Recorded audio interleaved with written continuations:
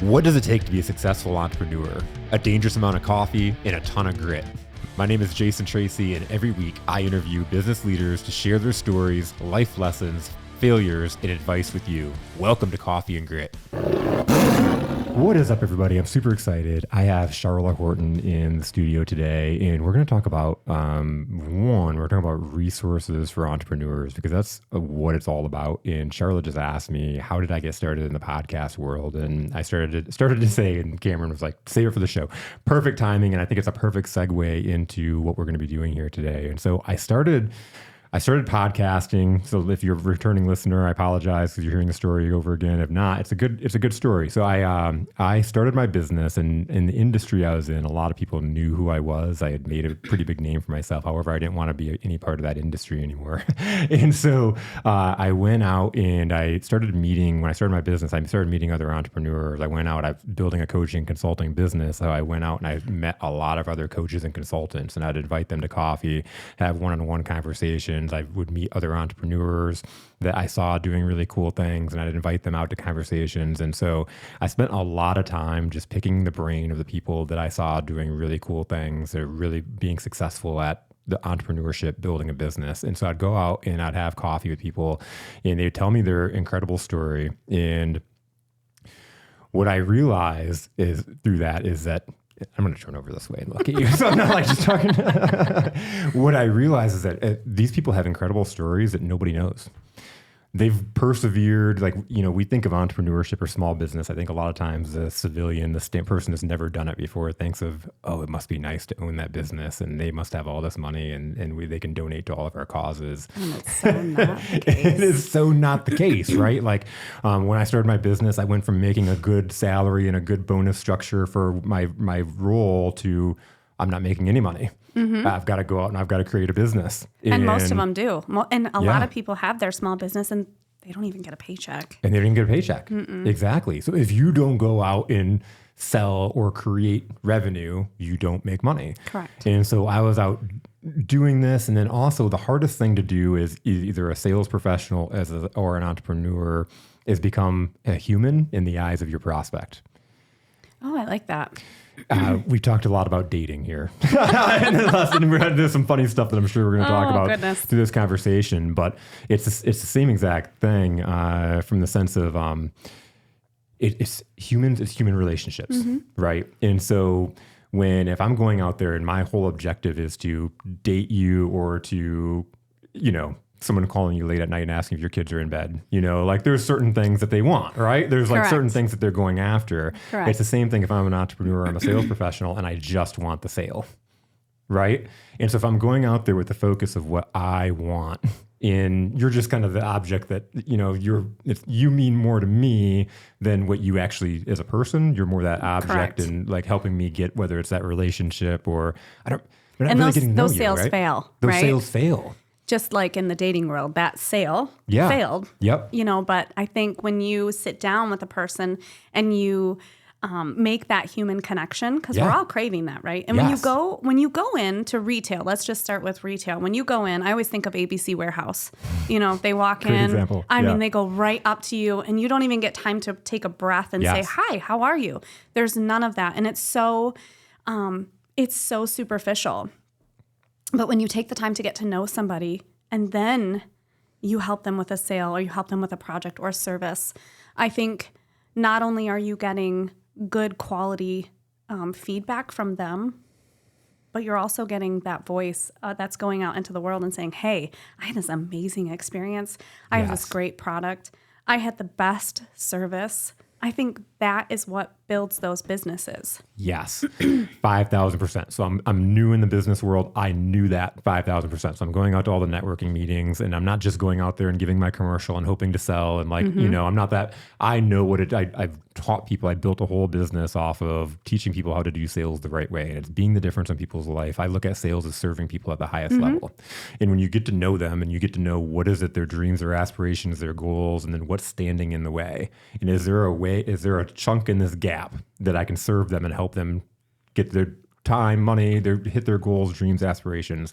And it might not even be me selling them something. It might be me connecting with somebody that I know can help them get to goals, dreams, and aspirations, right? But I think the other bonus to that is not only are you getting just that sale or that right then, you're getting that repeat customer. Yes. So now you're maintaining your business. On top of building it, now you're maintaining it, because if you create the relationship, they're going to come back. Yes. That's, I think, more important sometimes than getting that one-off. You want that person to come back. You want that person to talk about your business. You want that person to have a good experience, because those experiences, it evokes an emotion inside of you. And that is what we're all here for, I think. So when you walk into ABC Warehouse and they approach you the way they do, you're like, oh my Lord, why did I come in here? Yeah. But when you walk into, for instance, for me, when I walk into the Crunchy Pickle, I walk in, they're all at the counter. They're super sweet at the counter. And I one time said, I'm not really sure, I'm new, I've never been here before. And she's like, that's okay. Take your time, look at the menu. And she's talking me through what's on the menu. Now it's super small and simple, right? It's super, super small. Like, we weren't talking about kids. We weren't talking about our jobs. We were talking about their menu items. But she took the time to show me what was on the menu, to tell me about it, to ask me, do you like this or do you not like that? And steer me in a direction of something that I might like. Because how can we make a recommendation if we don't know the personal likes and dislikes of the person in front of us? Correct. And I think there's also something to be said about the manners. So please, thank you. May I help you? Are you okay with everything? Is there anything else that I can do for you? Come back and see us again. Yes. Making it very personal like that gets those people back in the door. So I've been to the Crunchy Pickle a lot. I love it. And I love that you brought up a good example, because we can all probably think of the ABC Warehouse is one I always use. Art Van is one I always use, because you go sit on a couch and somebody pops out of a cushion and they don't listen to what you say. They're just like ready to sell. I just want to make a deal. They just want to make a deal.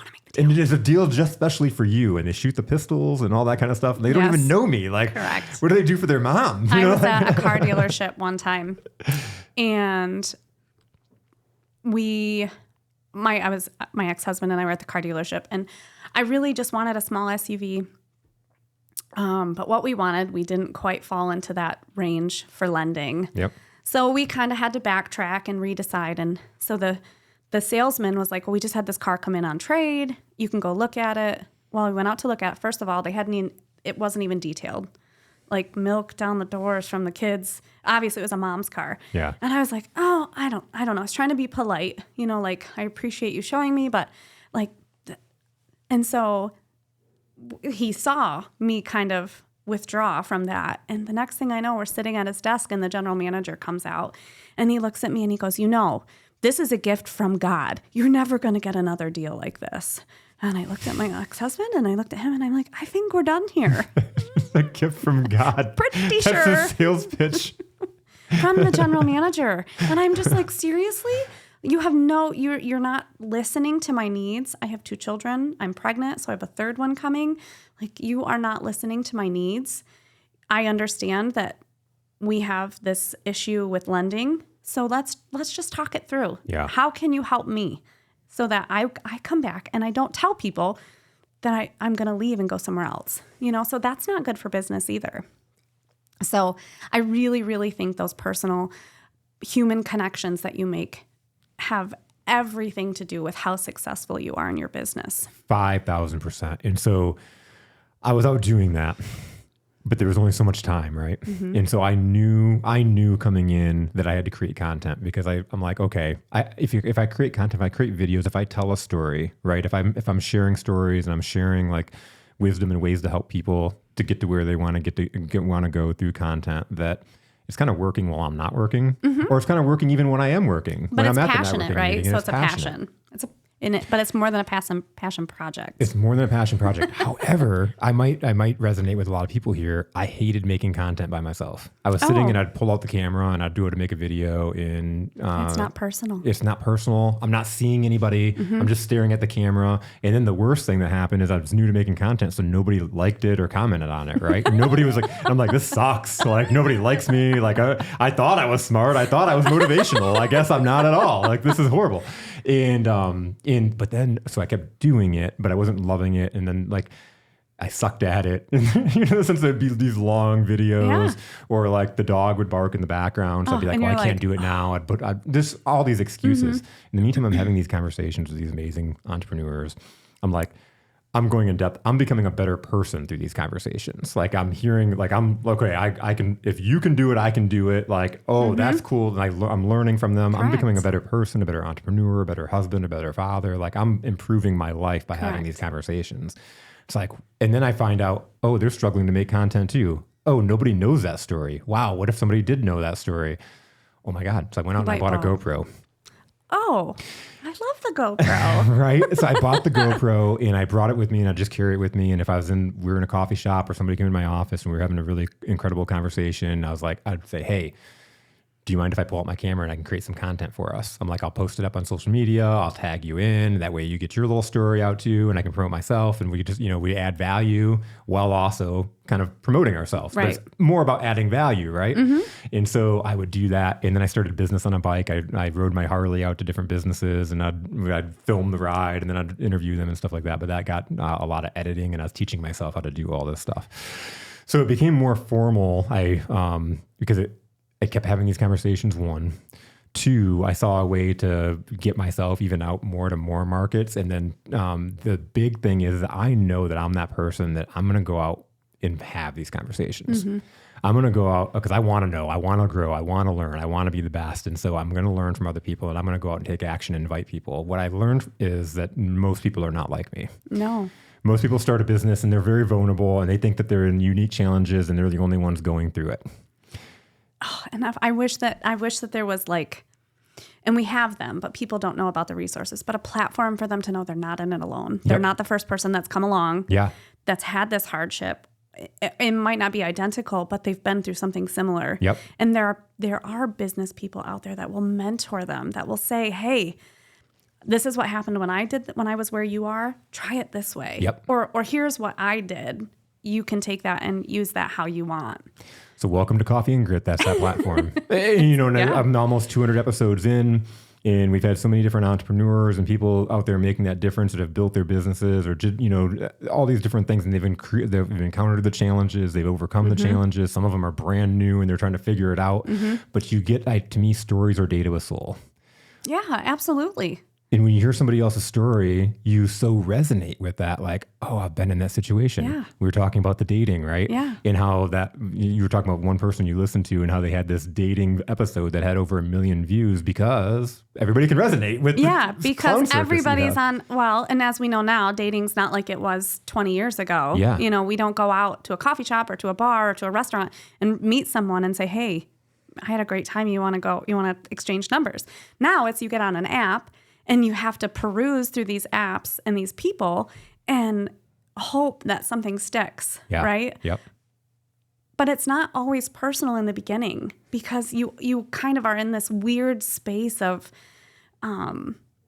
first of all, the safety of it, right? I know, and I'm sure men fall into this too, but women, it's a safety thing, we're really concerned. And then all the other elements outside of that, you've got kids at home, you have an ex-husband or an ex-wife, or you have workload, or, you just got out of a relationship and you're just kind of like testing the water. You don't even really know what you're looking for, but maybe you feel like when you find it, you'll know it, kind of a deal.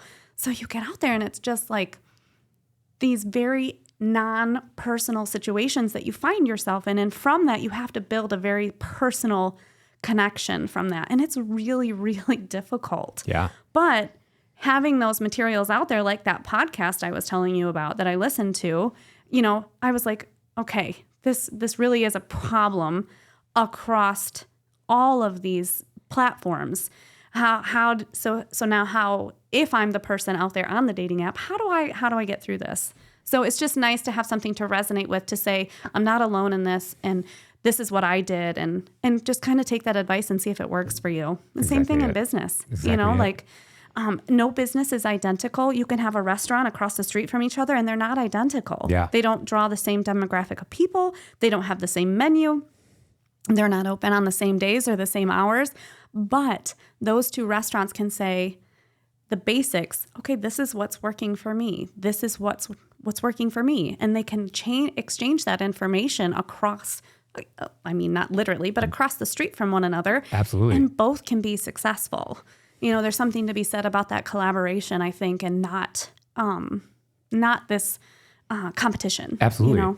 So it's that abundance mindset versus the scarcity of there's only so much of the pie. And I love where Brighton's businesses are at right now. And that, like, I think, I from my experience of knowing the people and kind of seeing everything happen, I think this is the biggest time the biggest time in our history for collaboration. You see all the businesses working together. I work all of Livingston County, and I'm seeing that in what I do. Yeah. Across Livingston County. I see, previously I worked in Ingham County. In the small town I worked in, we were close with this kind of collaboration, but we didn't have it like, it's here, it's happening. People are open to it, and they want to collaborate, and they want to all be successful. And I think when you get to a mindset of it takes a village, yes, because everyone is successful in that village, instead of that across the street competition. 5,000%. So I think not only am I seeing it where you're seeing it in Brighton, I'm seeing it in Livingston County. Love that. So I think coming together as a whole and working for one united front, because everybody can have a piece of the pie, Yes. and everybody's pie looks different. So, and there are resources out there for that pie. That's what I'm here for. And so we're telling this big, long story. I swear that's where we're leading up to, right? And so, like, you asked me, and I think that's a really good question, because what it really came down to was, one, I was trying to promote myself, obviously. Mm-hmm. Two, I found that other people were having the same problem I was having. And if I could help them while I was helping myself, that makes what I'm doing 20 times better. Since then, I've realized that I have this gift to help people get their story out, mm-hmm. and put it out there in a content. And so that even adds more to my bucket. Over this last few days, I've seen my content out there on other people's platforms, branded in their branding. I saw you 2 different episodes on my personal social media platforms, and I liked it and found it. 2 of them I found I really resonated with. So 2 of them I only watched 2, but the 2 that I saw, I really resonated, and it really hit home for me. So it's getting out there. You're doing a good job. Thank you. And it's so cool. I mean, I have a client that hit 700,000 views on one of his podcast clips, and he's averaging like 50,000. So it's really cool to see that. Like, it's so cool to see, again, it's not just even from my platform when they're able to put it out on their own, and they're getting so much attention, they're getting mm-hmm. business, they're getting branding, they're getting really a lot of credibility from it. And so it's so cool. But so outside of that whole marketing branding piece, it was giving resources back to other entrepreneurs. Because like we're talking about, mm-hmm. there are people that go into that struggle, and it was like, what kind of platform can I build where it's like, hey, you're an entrepreneur, listen to this.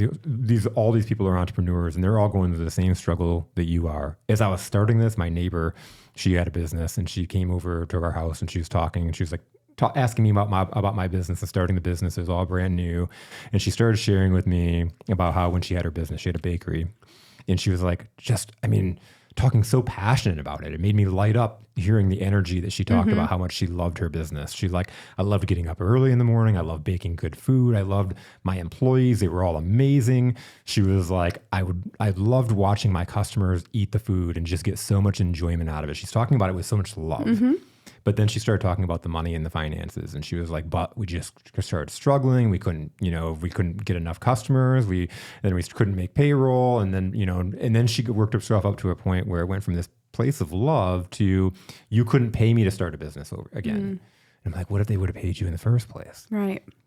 And how do we get her to that point? And one, she thinks that I should have never started a business. I should have never followed my dream. I'm not a good entrepreneur. She has all these thoughts. Well, what if you would have asked for help? What if you would have went and talked to another baker that said, oh, I've been through the same exact thing. Try this. Mm-hmm. What if you would have opened yourself up and been more vulnerable in the sense of like, there are other people out there in this community that want to help. Correct. And there are resources. So for me, I want to be a platform and the know-how. There are the classes and the programs and the workshops that if social media isn't your thing, there's places to help you with that. If your bookkeeping is not your strong suit, there are classes for that. There are people that will help you. You might have to pay for it, but you might not if you're capable of learning, like a QuickBooks platform. it's there. It's there. You know, I love my favorite entrepreneur is the person that's like, oh, I have this great idea and they want to run with it, but they have no idea about all the other stuff. Yeah. They don't know about bookkeeping. They don't know about corporating. They don't know about a lawyer, an attorney, or zoning. You know, if they want to get into a brick and mortar, like you need to talk to your municipality because there could be a zoning issue, you know? Yep. So I think knowing that there's resources out there to help you get through all of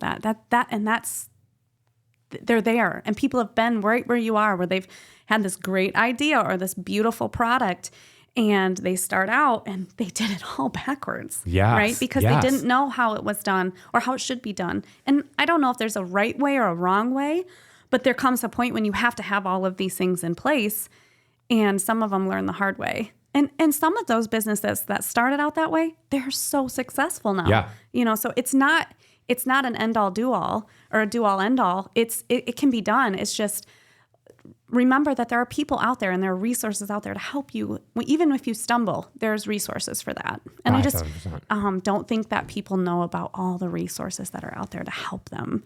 You know, I know that in what I'm here to talk to about today. Yeah. We had someone that said, you know, I don't really know that I need a class. What I need is I need a lane to help me get to crowdfunding. I have this product.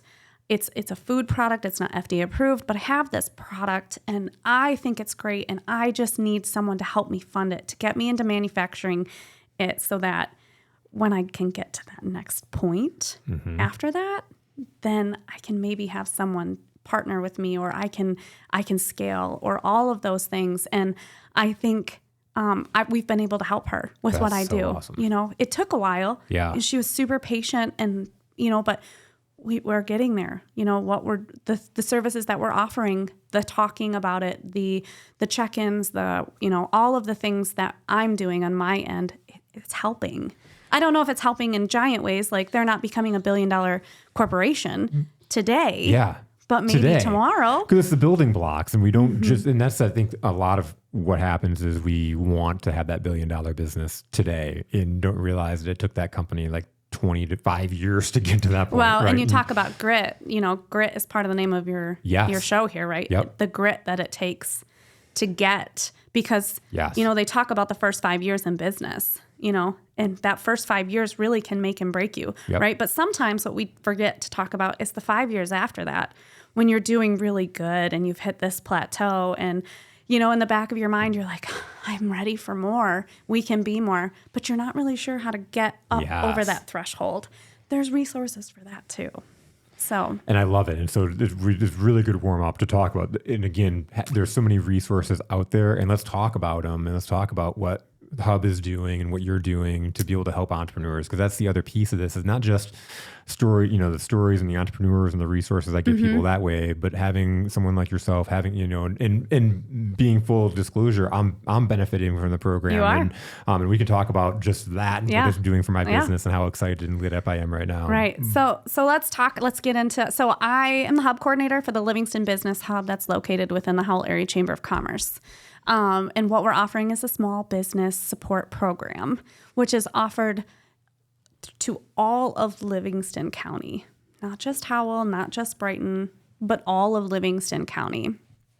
And what we offer are support services, workshops, classes, networking opportunities. And something I started was just an email thread where I just say, something pops into my inbox about end of year taxes. I'm just sending that out to the people that are on my email list. And I don't know if it's going to benefit you, but here's a resource. So those classes, one is yours, your Objection Bootcamp. Yep. We did talk about your marketing and level 10s that you have.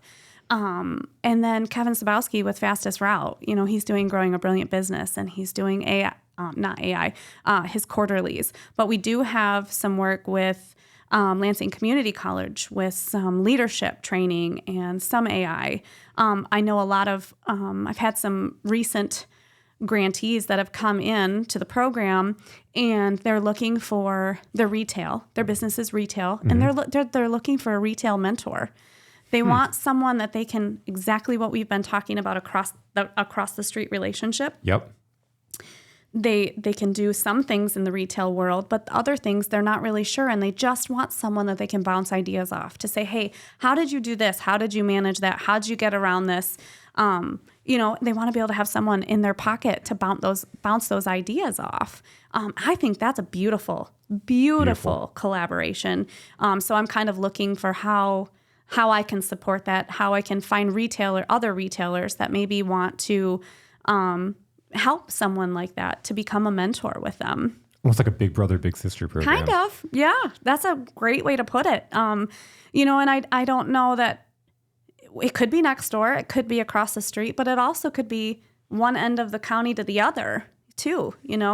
I don't see why it has to just be two businesses either. It could be a collaboration where you sit down and you talk about what's working for you, what's not working for you, what are the trends, what's at market, all of these things that these businesses do to keep with, because retail changes. Yeah. As soon as it's cool, it's not. Oh, yeah. Right? Yep. So if we can figure out a way to help these businesses because I find in retail, that's always the hardest thing is like, there's no rhyme or reason for why things are the way they are, Yep. I mean, I've worked in retail. I have a second job. I work in an antique store, and it's not your mom's antiques.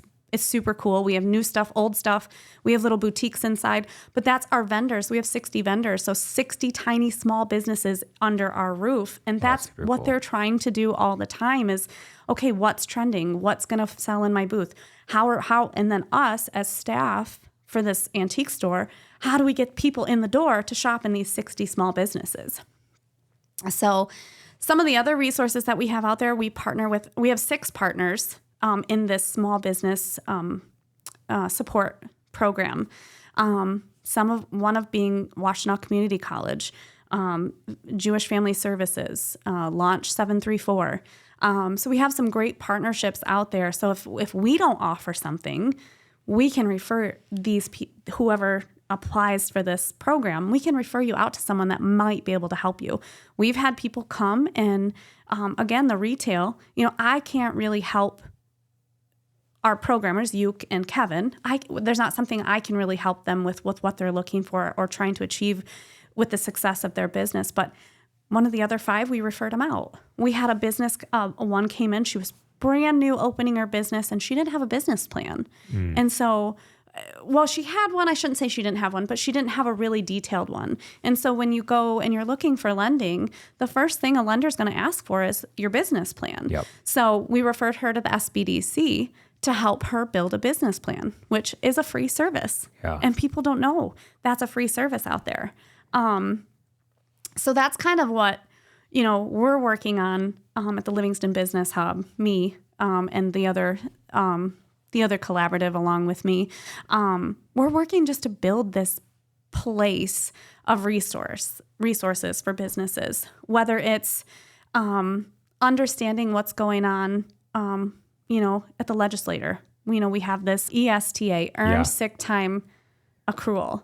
So we're, and the minimum wage too. That's all. And right now it's sitting in lame duck. We've had all of this information where people can come and they can learn about all of these things for their businesses. And what we're finding is businesses didn't know about the ESTA that's coming. And all of a sudden we've had emails and we've had conversations and, state reps coming to talk to us and say, how can we change this? How's it going to affect your business? And we've had big business come like Lake Trust and tell those state reps, this is how it's going to impact our business in 2025 if something isn't done to change this. So I think what we're just trying to build with the Livingston Hub is just a place for entrepreneurs, to find resources. It is a co-working space, so we have have conference space. We have a one-on-one office that's rentable. We have copying services or printing services available. We have a membership as well, if anyone is interested in that. But we have place where you can come and sit and work. If you don't have a brick and mortar and you're at home and you think, maybe I can be a little more productive if I'm not at my house listening to the washer or the dishwasher or the doorbell or the dogs. Yep. We have a space available at the hub for that. We have networking opportunities. So if you are getting started in your business and you need referrals, we have those networking opportunities for you to come and shake hands with other people and possibly get a referral, you know? And I also believe, like we talked about, that connection, right? Maybe you don't get a referral out of the first 5 networking events that you go to, right? But the people that you're talking to, they've heard your story. They know what you have. They might be out at a networking event and they've met you at the last 2. And now they're like, I met this person. Let me get their number and I'll connect you. You've done it. We of course want business, right? We want business, and that's why we go out. But if we look at it overall, as again, relationships. That my client might not be in the room, but those relationships, you build them, and they open up, and they might know somebody. 1, but 2, like the connections are always better. Going back to the dating, if I'm just there to get a date or to get a number or whatever that objective is, I'm not getting anything really. I'm turning off people by just going and being so desperate. Desperation is a stinky clone. It's from a movie. I can't remember which one, but. Oh, I don't know. That's a good one though. I've heard, I don't know the movie either. I'll have to ask Google. Yeah. I have to ask Google. But you can smell it and you can see it. And it's just so disingenuous. And I did a boot camp last week because we talk about like asking questions and everything. And I'm like, you can add it an exercise, everybody, because if you ask questions from a certain way, it's still just as much as like trying to sell them, right? It's just like you're just talking and selling them. It's very obvious what you're trying to do and lead them to. You want to really have a curiosity of, can I serve this person? What is going on in their life? But it builds a trust. It does. Right? Yeah. So when you're asking those questions and you're getting to know somebody, you're building a trust. And if you don't have trust, if I'm walking into ABC Warehouse and the guy is walking up to me saying, I'm not in the store 5 seconds and he's already asking me how he can help me. Yeah. I haven't even had time to look around. I'm the type of shopper, if I have a question, I'm going to come to you. Let me come in, let me shop, let me learn my way around the store. Yeah. Don't pressure me because you're going to lose my business. But if you allow me to come in, you allow me to look around, you build my trust by backing off. Don't not acknowledge me though, right? Yes. So when I walk in, hey, how's it going? Thanks for coming today. Are you looking for anything particular? That's fine. But then leave me alone. Right? I think when you are in that situation, you're looking to be able to trust that person because the last thing we want to do is spend $1,000 on a couch. Yes. And get it home and it be awful. Exactly. Right? Yeah. I don't want an awful product. So I want you to learn what I'm looking for. I want you to understand what my budget looks like. I want you to kind of get to know me, even though it's super small. It's a tiny little blimp of time, but I want you to get to know me because I want a good product. And I want to know that when I get it home and I sit in front of the TV and I pop popcorn and I sit on the couch with my kids, I like what I bought. And I'm not coming back to you saying, this is awful and you screwed me. Because then what happens? Then I'm going to get on Google and one bad Google review is going to destroy you. Yeah. It can. You can, yeah. I'm not always, but a lot of times those are hard. Those are hard to come back from. 5,000%, yeah. So I agree with you. I think it's the connection and the trust and all of the things that we, in a relationship, relationship's actually a really great, the dating thing is a really great kind of platform on how it's really important to build connections. And the same is in business because that's a relationship, whether it's in the back end of the business or the front end of the business, right? Because if you're in the back end and you have a Cintas guy coming to drop your rugs off, if you're awful to them, he's not going to do anything above and beyond for you. Absolutely. Right? But if you say hi to him every time he comes in and you say thank you and you start, I have a story for you. Love it. So my ex-husband's dad owned a few Napa stores in the area. And I got laid off from a job. This was quite a few years ago. And I just needed to make some money. And so he said, well, you can drive a parts car, deliver parts for me.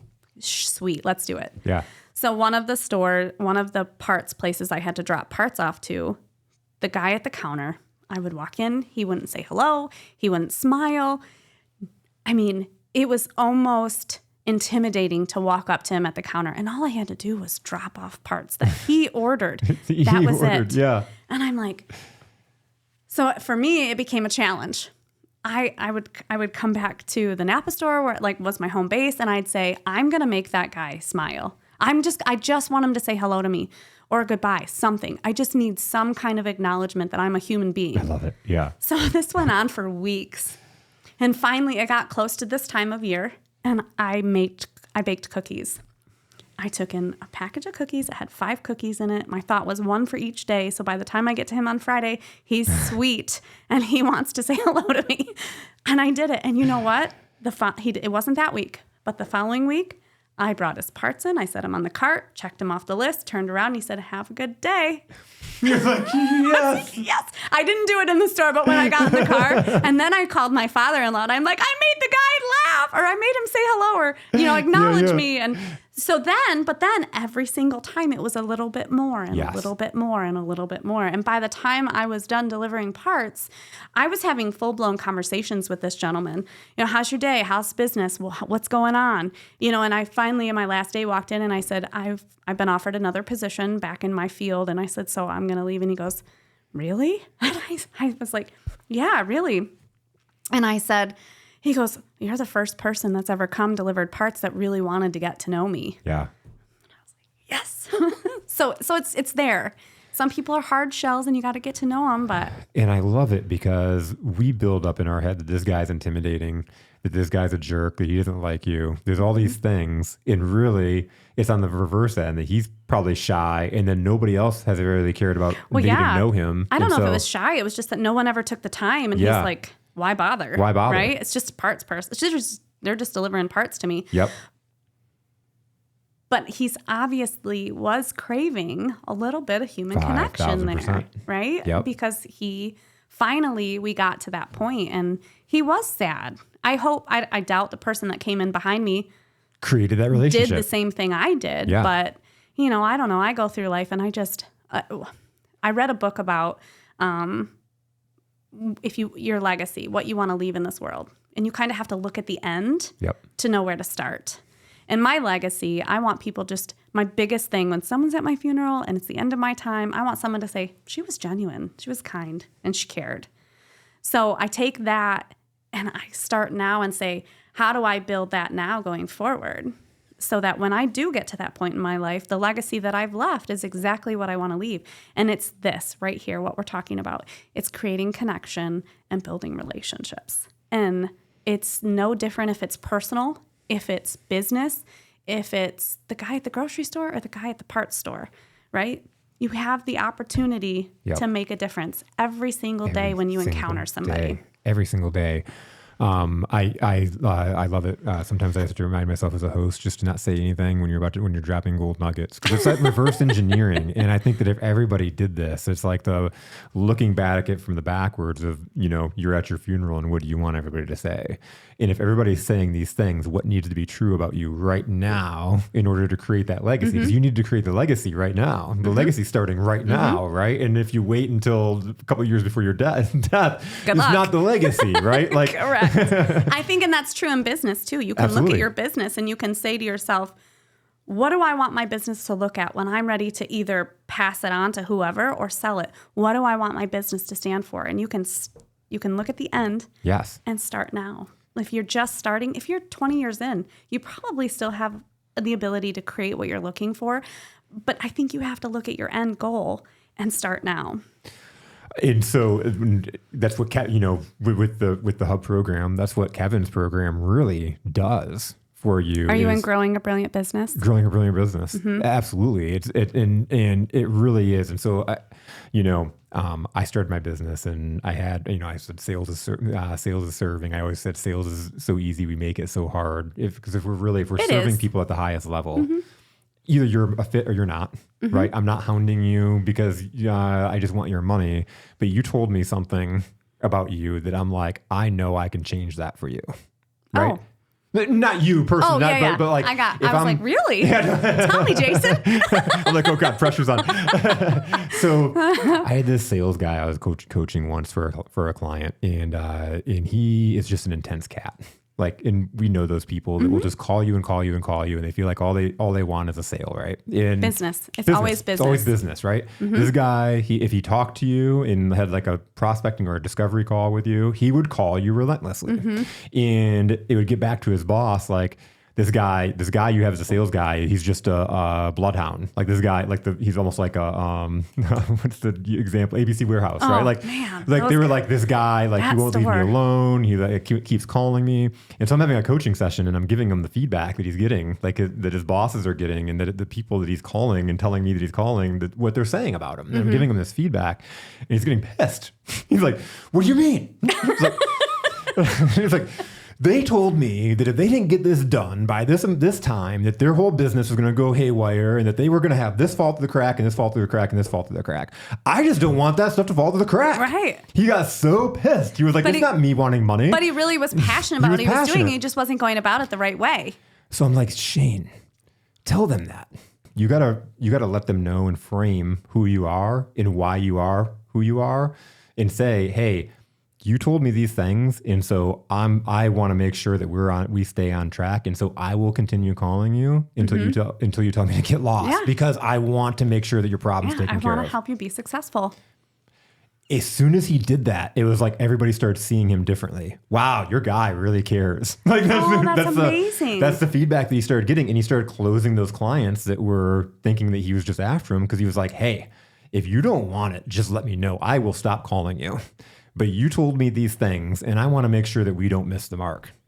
And they would be like, they see him in a whole different light. Yeah. It's amazing when you can just change the perspective or put different, we always talk about rose-colored glasses. Yeah. Sometimes maybe they need to be blue, right?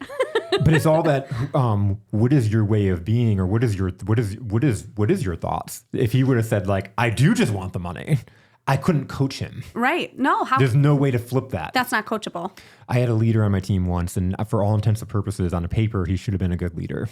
He had all the things, like in the sense of like he had the organization, he had the ideas, like all these different things. But and he started out being successful for the first few months, and then all of a sudden, all those people started rebelling against him. Like because he was being a boss and not a leader, right? And I was trying to figure it out. But one day, I walked into his location, and I walked in as their best sales guy. Was like, "Screw you, I quit." And I'm like, I just walked in the door, and I just hear this. I'm like, oh crap, what's going on? Sweet. So I pull him in the back, and we have a conversation, and like it's this argument and back and forth, and like this guy's telling, the sales guy's telling him, how he feels, and he's like, and you keep doing this, and like, so I pull the manager in the back room, and I was like, so what do you see? And he was like, what I see is I don't give a fuck about these people, and like they just keep getting in my way, and I'm like, and that's why you're not successful.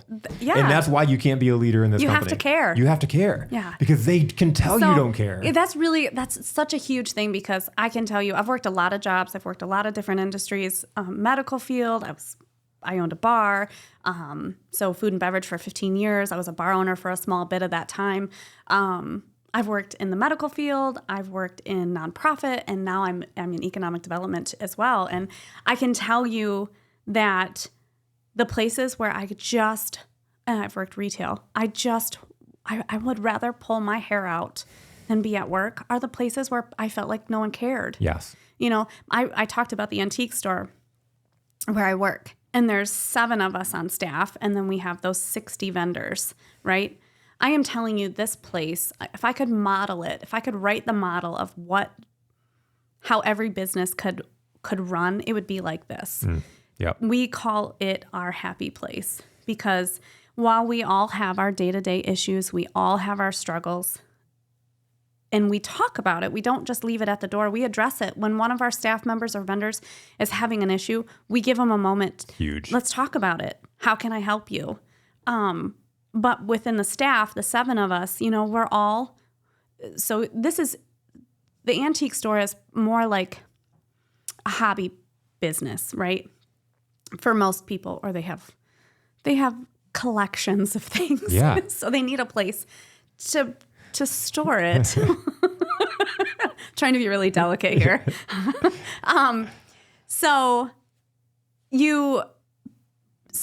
So we all have lives outside of that. I'm a single mom of 3, Yep. I have a professional job. I work full time.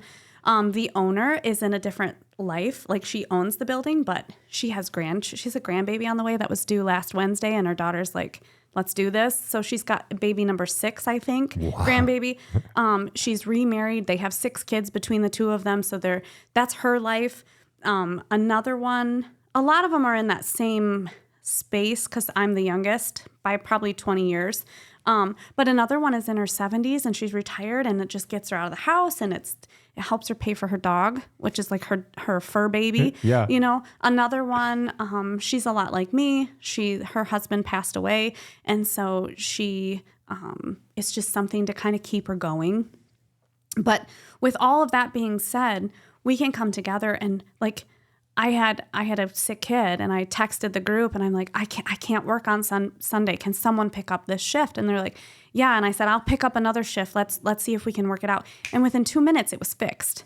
But we have this relationship where we have a circle of trust. Yeah. So we can come to the circle of trust, and we can vent and talk about things. We can have crucial conversations. If there's something happening within the 7 of us, the circle, we can talk about it. So it's just this huge ecosystem or environment that's just amazing. Like if I could work there and make live on what I make there, I wouldn't work anywhere else. Yeah. Because I go there and I feel cared about. I feel a part of the team. Not that I don't and where I'm at now, but that's just been like, I've been there since 2018 and I keep staying. It's my second job. It's a couple hours during the month.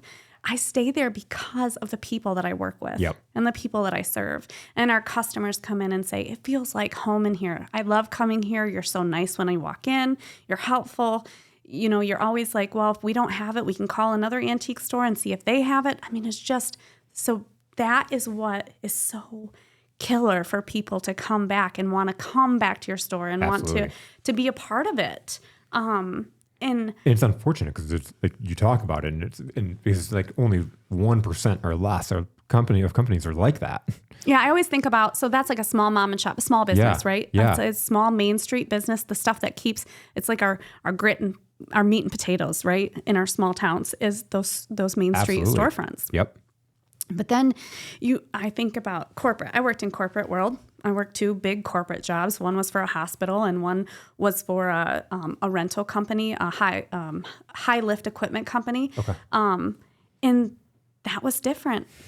They didn't care. Absolutely. You could be replaced tomorrow. Yep. There's probably someone standing out back waiting now. You know, they didn't care. And it trickled down from the top. It trickled down from the top to my manager on the floor that I worked, or in the position that I worked in. They didn't care either, because that's the mentality that's taught. Yep. I read a book, and it was referred to me by Janelle at the chamber. Yeah. My boss there. It's called The 5 Dysfunctions of a Team. Yes. Yeah. Oh, and it's written like a novel. So there's a story. It's not just very factual. So it gives you an outline of a story and how this CEO came into this business that was kind of failing and picked out in the executive team what was the issue and why they weren't making. They were a business that was doing well, but they wanted to be number 1. Yeah. They were number 5. And so how did we get to that point? Well, it's within your team, right?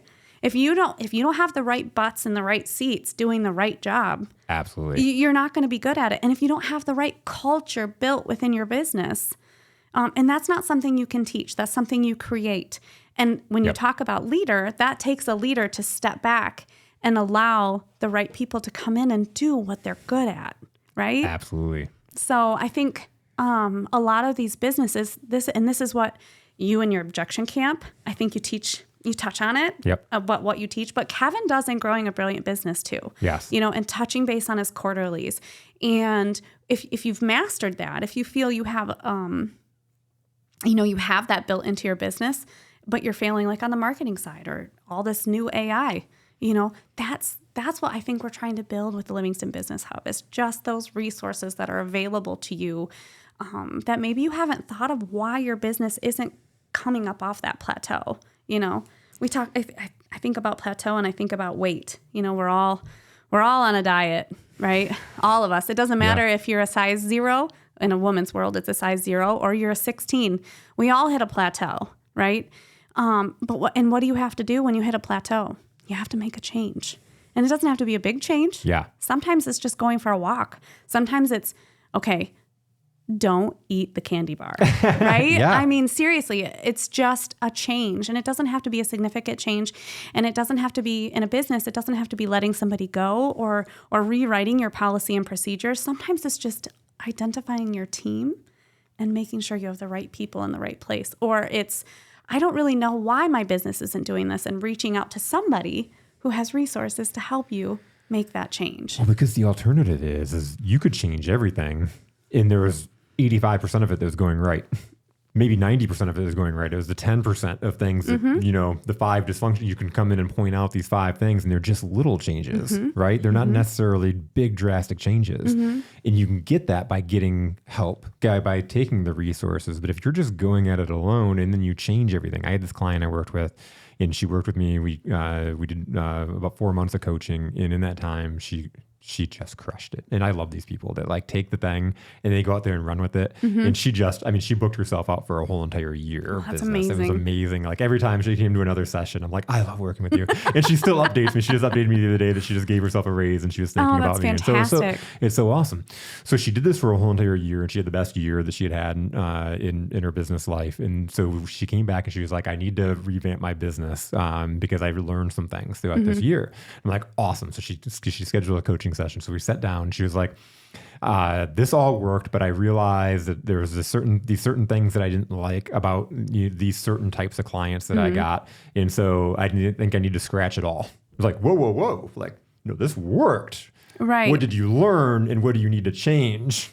And sometimes I find that maybe they don't know what needs to be changed. Yeah. But maybe your team does, but they don't speak up. So sometimes anonymously, where they don't have to say who they are, surveying your team. Where are we failing? And I don't want to say failing, but maybe where can we improve? Don't always make it so negative. Hit the positive side of it, because you don't want your team to think that you don't think they're doing a good job, right? But where can we improve? What are we kind of not doing 100%? In what area? Your team usually knows. Your team knows. Your team's the one on the ground level. They're the ones talking to the clients a lot of time. Boots on the ground. They're seeing the things, especially if your company's a certain size and you're, creating a lot of stuff, but your client, your people are, again, boots on the ground. Listen to those people because they do have the ideas. A lot of times they won't give you the ideas though, because of a couple of factors. One, people don't listen. They think that they know all, right? And this is my business. And so they kind of, who are you? And they kind of take that approach. And so who's going to give idea? They don't feel, it's not an open door, essentially. Well, they don't feel open door, but people want to come to work. That's the word. People want to come to work and feel valued, that they have a piece of that pie too. Absolutely. So if you allow your team, they don't have to be shareholders. They don't have to be stockholders. But you allow your team to be a part of the pie, you're going to be so much more successful. So much more successful. When you allow your team to take ownership. It's like I go back to the antique mall that I work in. We have 60 plus vendors in there. They're required to work 2 4-hour shifts a month on top of their rent. And part of that is accountability. It's accountability. Yep. It's not just coming in and dropping your stuff off and knowing that someone at the counter, one of us staff members, is going to take care of it. It's giving them the accountability that this is your business too. And if we don't all work together for the common good, absolutely, we're going to fail. Absolutely. Right? Because we all have a stake in it. Yeah. The owner has a stake in it. The vendor has a stake in it. The staff has a stake in it. Yep. The customers have a stake in it, a huge stake. The community, because it's been there for 15 years. So the community has a stake in it too. So you're touching so many different areas. And if you're not like investing back, it's huge. I'm dually enrolled, right? Yep. I work at the chamber, but I am also with Ann Arbor Spark. Yep. So, and I have 2 amazing bosses and I have 2 amazing teams. And I'm allowed the flexibility to co-inhabit both of these spaces at the same time and put on a different hat, or sometimes cut the hat in half and sew it together as I am here now doing. I have the opportunity to really leverage both of those positions and really, really, really get the most outreach I can. So I think also having, someone that's not, you don't necessarily have to always micromanage your team too. Give them some accountability, give them a task that helps build them, and you're gonna get success because they're gonna go back and they're gonna say, I love where I work. 5,000%. Right? And then those people are gonna come in.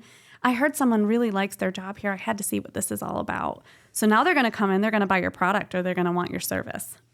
So it's full circle most times. I love what you said a little bit ago, and you're talking about it's all about the growth. If you're getting into entrepreneurship, you in order to be successful, you've got to grow. You can't stay in that same spot. You're going to learn so much, but you could be successful as a entrepreneur, solopreneur. You're out making it happen. And I love that we're talking about the team because there's then another learning that again, you can go through it by yourself. And it could take a long time, cost a lot of money. Think about the money that an employee costs. And if you're not getting it right, versus being able to use resources and really do it right, go through GBB and put together and understand what your core values are for your company, where you're going to be in the next 10 years. And if those employees fit within those core values, right? So now you're taking your core values and you're applying it to every single part of your business, whether it's staff or a team, whatever you want to call them, or it's your product, or it's your delivery mechanisms, whatever it is, now you're applying those core values right where they need to be, and you're meeting all those metrics. Yeah. So tell me about you and GBB with Kevin. I know you're in it. Yes. How many times have you met? We've done 3 now. And it's 6 months. It's 6 months. Yep. So every month you meet 3 one hours. time. So 3 hours once a month. 3 hours. Yep. For 6 months. Yep. And so tell me what you've gotten from it in 3 months. It's very dramatic, and I don't say that lightly. And I'm really lit up right now because when I start, I've had my business for 7 years, and I'm a problem solver. I came out, I was excited, and so I the whole backstory of meeting all these people, and I'm going out and coaches and consultants, and all of a sudden I realize that these people are amazing but they've never sold themselves. They've now have all these fears and limiting beliefs around what sales is. They're better coaches and consultants than me, but they have all these mental. So I started coaching and consulting them. So my point is I ran out. I'm doing fractional consulting. I've created a business where I had success because I could solve a problem, and I'm good at a lot of things. What I got to do is I got to learn the things that I don't like doing that I'm good at. And the things that light me up that I'm good at. That's the first step. That's the first step. Realizing what you're not good at. Really, it really, truly is. Really, really, truly. Yeah. And so I was doing fractional sales leadership where I'd come in and through EOS, I would work with companies on the EOS structure, and I'd plug in as their sales director at a fractional time. And I'd come in and develop their team and put their processes in place and all that good stuff. My first client was phenomenal. Great culture. The guy who started the company was the granddad, and then his son took over the company. And this guy, Mike Eller, is a guy they make movies about. Like the patriarch, the great guy, great family. I love that. Kicked his kid out of the company because he was messing up and made him go live life the hard way. And then the kid came back, and then I got to mentor Danny, and that's the kid that he kicked out. But Danny's just a difference maker. He had learned his lesson, got kicked out, had to go live life, became a firefighter, just has a really cool story. But then he came back and he had to work his way back up in their commercial janitorial company, and he had to clean toilets. And so he started off cleaning toilets, and he worked his way up, and he ended up becoming the business development guy, which is where I started working with him at. And anyways, just a phenomenal. We were able to, within a year, we landed their 3 biggest clients. They had landed in a 40-year history. We did all. He got out and he took his sales curve. It was taking him a year to year and a half to close a client, and he was closing the biggest deals in company history in 3 to 4 months. And we were really telling his story, getting out on LinkedIn, painting who he was, telling the story of the company. That storytelling is so important. Telling the story when he's meeting clients, asking the right questions, and he's a difference maker. So I got to work with somebody that was really, really awesome, right? And so when I left, he's now on the leadership team. He took that place. He's now, and they're just crushing it. Phenomenal company. Then I got companies where I cared more than the CEO did.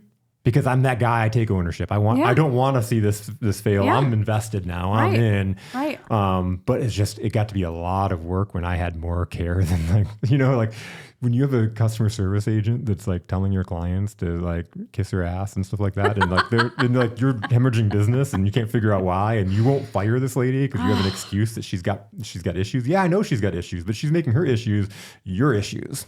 Well, and at the end of the day, it's business. Yeah. It's still business. It's still business. Right? We talk about, so one of the things in the five dysfunctions of a team, it talks about crucial conversations. That's a huge element about having, that book really talks about crucial conversations and also identifying if you have the right team. And if you don't have the right team, you might have to redevelop your team.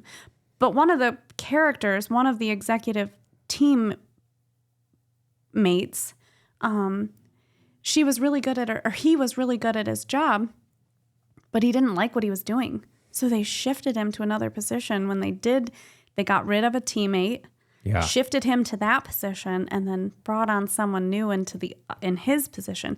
He soared after that. And the person that they brought in to sit in his seat soared. And so now all of a sudden, they have this amazingly well-oiled machine, and it's just functioning, and it's dripping down from the executive team down into the departments, where you have managers in these departments, and you have employees in these departments, and now everybody's coming to the table with the same objective. Yep. Everybody's on the same page. They're all working for the same cause now.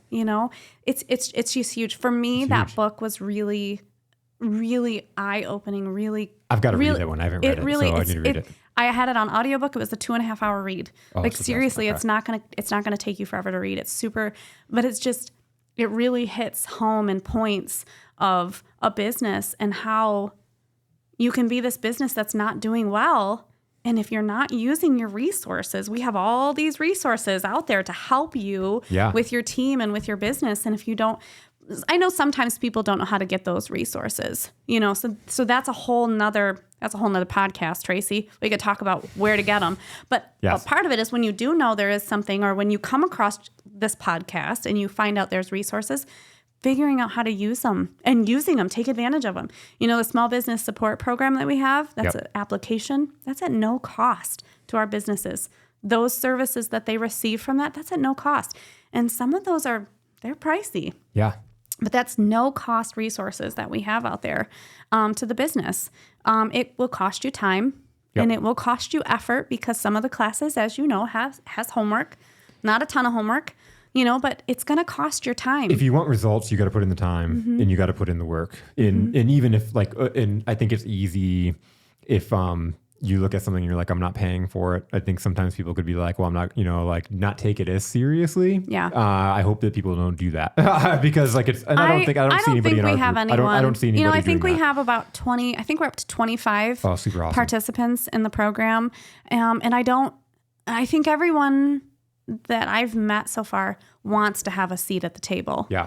Because their business is at stake, not really at stake. I shouldn't say it that dramatically.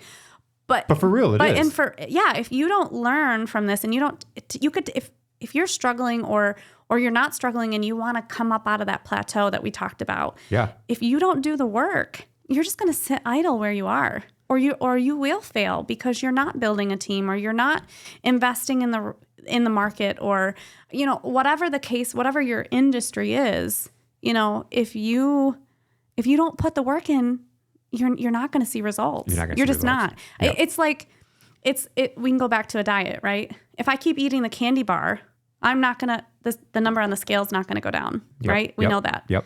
And then when I stop eating the candy bar and the scale goes down, but now I'm like, I want a little muscle. That's work too, right? To get up every day to go to the gym, to go, you're going to be sore, all of those things. But if you don't do the work, you're not going to see the results. And I think that sometimes when you talk about it being at no cost, they also think they don't have to put the work in. But I can tell you, I've interviewed every single grantee that's come in or program participant that's come in, and everybody wants a seat at the table. They're all there for the right reasons. They're all there because they have this idea or this dream, or they have a business and they want to see it be successful. So I don't think I don't. And I hate even that I said that, because I don't see that either. It's good, but because there are people out there that I think, oh, it's no cost, I can go do this. And they think it's just this magic golden ticket that's going to just propel them. But it's not, it's work. You got to show up, you got to do the work. You got to give your time sometimes. And that means stepping away from your business too for a hot minute to invest in yourself and invest in your business. So it's one of those things, and I said that whole long story just to kind of work up in the sense that I've really lost my vision, and I was struggling because I didn't want to do this thing where I saw the big chunk of my money. I really have a passion for serving those entrepreneurs, the people that are starting their business. A lot of solopreneurs, they start their business, they have a purpose, passion, expertise, and then they get stuck with the sales, the limiting beliefs behind that, telling their story. That's what your objection understanding. Boot camp is about. Yeah. I love that. So Stu is my favorite story ever. I love Stu. We witnessed that, and it was awesome. One of those moments. It's like you kicked the bird out of the nest and they flew. Yeah, and it was great. It was really. And I was great. like, it was really great because you talk about kicking him out of the nest. I was literally standing at the nest watching him, he started to fall, and then he picked up, and I worried for a second, and I literally was on the edge of my seat, and then he went out and he did it, I know. And I think the best part was we made eye contact in that whole conversation, and we both knew what was happening the moment that it started. Yes. And we both were like, oh God, here he goes. And he did it. And so your boot camp does work. Yes. Like that, I witnessed it firsthand. Thanks. That's awesome. So it was awesome. It's awesome when you can see that. It was.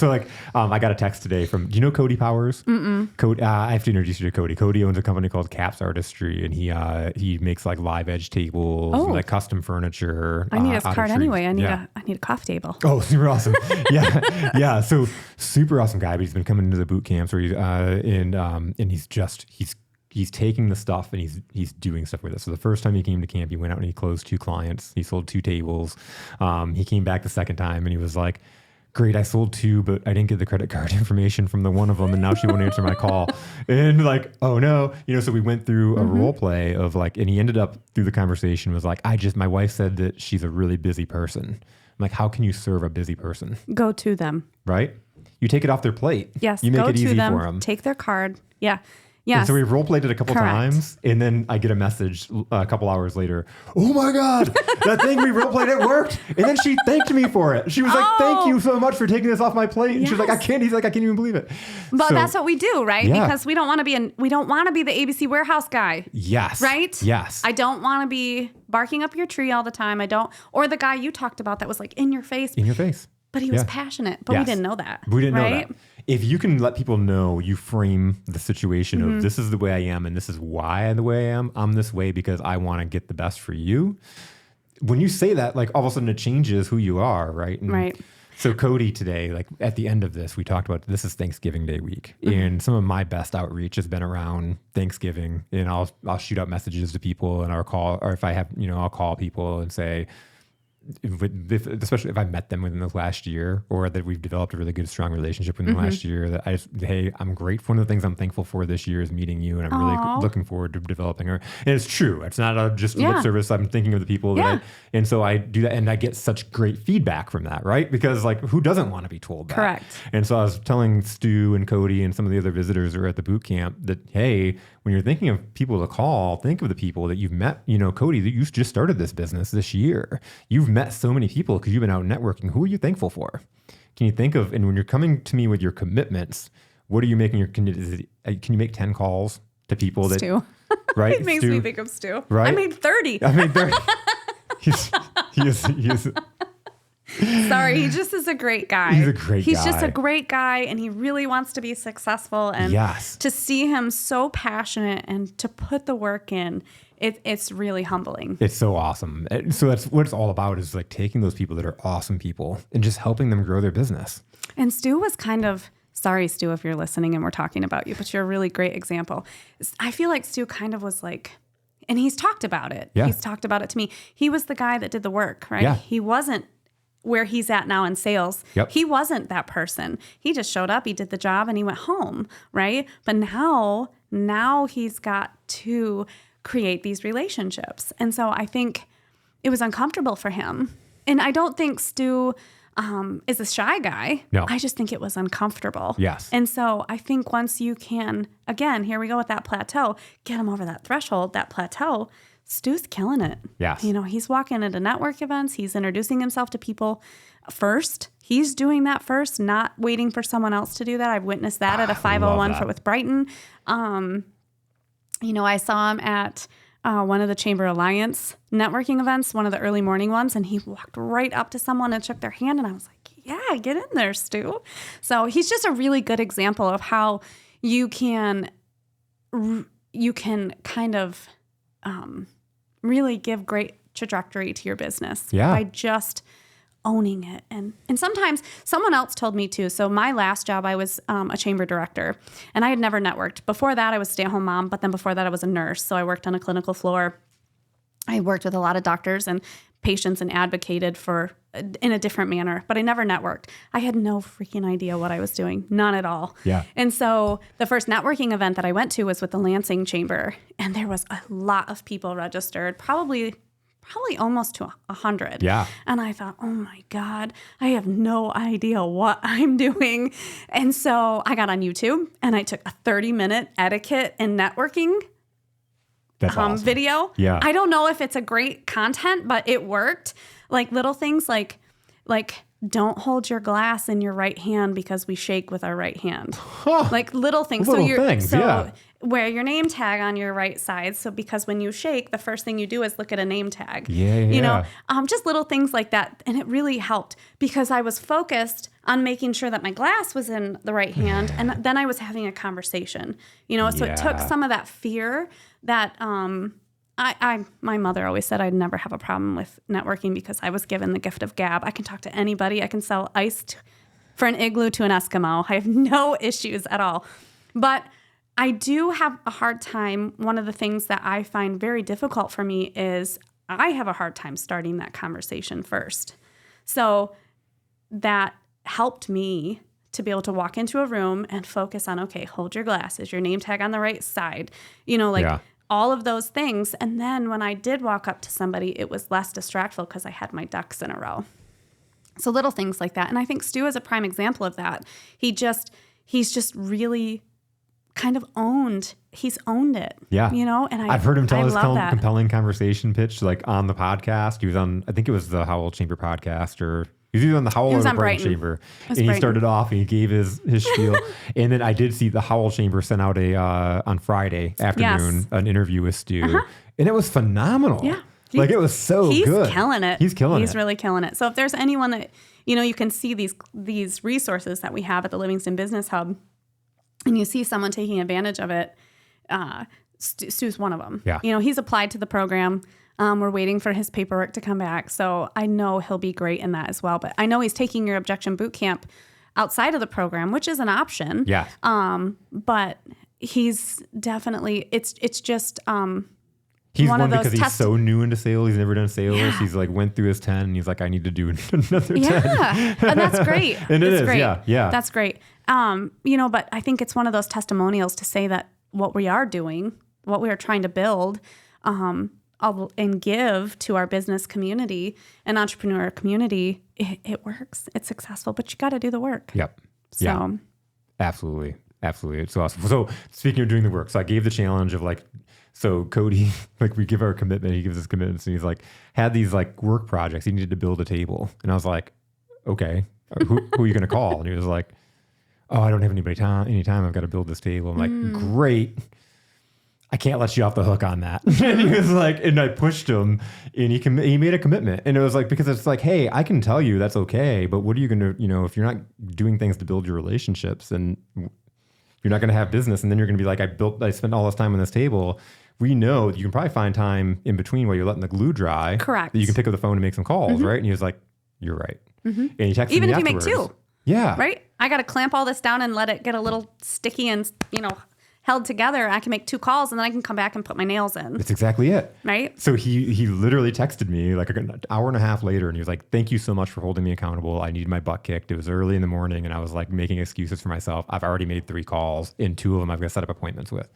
That's huge. Boom. Sometimes, you know, as an entrepreneur, we don't have that, you know? Yeah, especially if you're a solopreneur, right? Yeah. Because there's no one sitting next to you making you accountable for anything. So I think it's really great if you can get into one of these programs where I think the peer, like the quarterlies or the objection boot camp, or even growing a brilliant business, where you have peers because they're holding you accountable, especially as a solopreneur, because you walk into this. I was a solopreneur.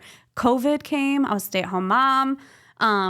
I'm very crafty, and I needed an outlet for my sanity. And so I made wreaths. It started with wreaths.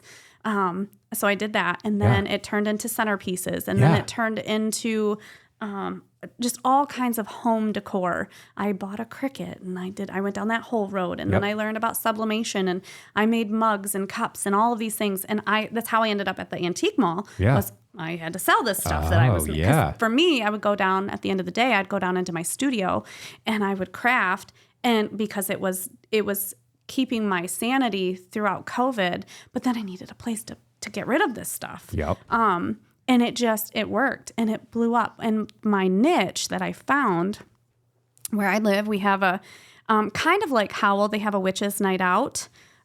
We have what's called Witches on the Town where I live. And my first year, I created these elaborate, I would buy a witch hat and I would create these elaborate hats.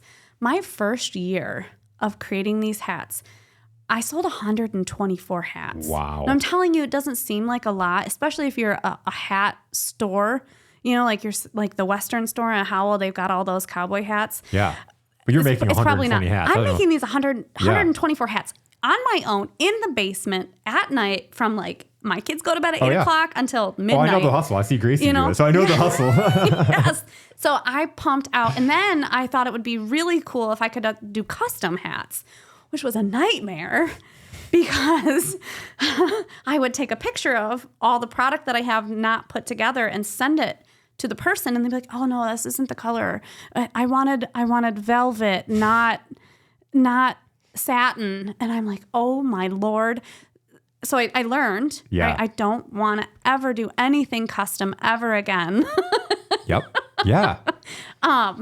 But I sold 124 hats. So my second year, was